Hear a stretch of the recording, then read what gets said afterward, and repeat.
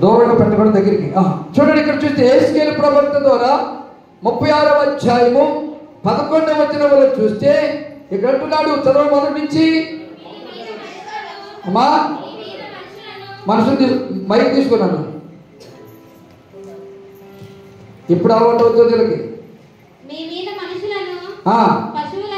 మనుషులను పశువులను విస్తరింపజేసేదను, అవి విస్తరించి అభివృద్ధి నందును, పూర్వమున్నట్లు మిమ్మును నివాస స్థలముగా చేసి మునుపటి కంటే అధికమైన మేలు అది మీకు కలుగు చేస్తారు. మునుపటి కంటే 2024 కంటే 2024 సంవత్సరం కంటే ఈ 2025 సంవత్సరములో మనకు అధికమైన మేలు. అమ్మా, అధికమంటే ఎక్కువ, తక్కువ కాదు. అధికమంటే ఎక్కువ, అధికమైన మేలు కలుగు చేస్తారు. ఎప్పుడంటే ఈ ఆత్మీయ పోరాటంలో శోధనలు వచ్చినప్పుడు నువ్వు నిలవాలి. శోధనలు చూసి పారిపోకూడదు, శోధనలు చూసి తొలగిపోకూడదు, శోధనలు చూసి ఆత్మీయ జీవితంలో ఆగిపోకూడదు, తొలగిపోకూడదు. ఈ శోధనలు జయించాలి.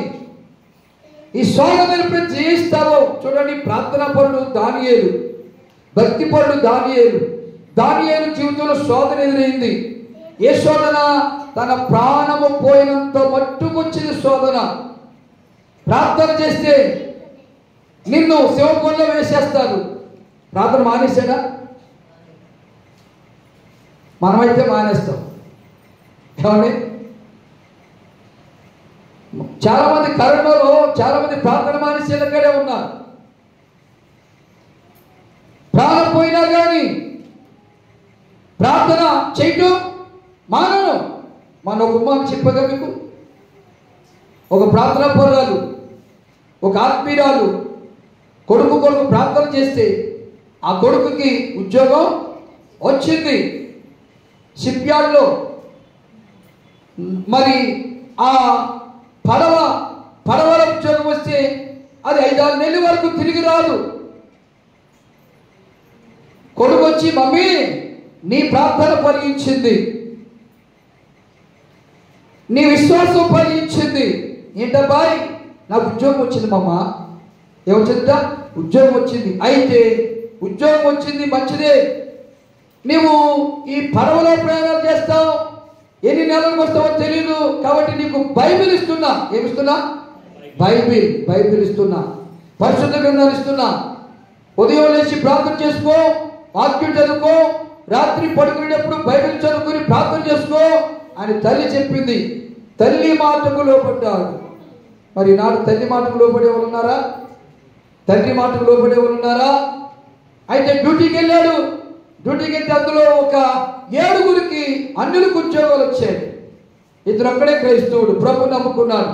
బైబిల్ చదువుతూ ప్రార్థన చేస్తుంటుంటే వారికి కడుపులో మంట పుట్టి అసూయ పుట్టి ఇన్నో వేధించాలని ప్రార్థన చేసిన టెంపమే కొట్టేవాళ్ళంట. 7గురు కలిసి ఏదన్నా అంటే ఏం చేస్తున్నారా? ప్రార్థన. బైబిల్ చదువుతుంటుంటే ధన్యవాళ్ళంట. 7గురు కలిసి ఒక్కడిని. అయినా కానీ ఒకరోజు ఏం చేశారంటే మరి ఒక బకెట్కి తాడు కట్టినట్టుగా ఆ శాదకు అనగా నీళ్లు చేతుకోవడానికి తాడినట్టుగా కాళ్ళకి ఈయన కట్టేసి ఆ సముద్రంలో దించారట. ఏరా ఇప్పుడు చేస్తావా ప్రార్థన, ఇప్పుడు చేస్తావా భక్తి అని అంటే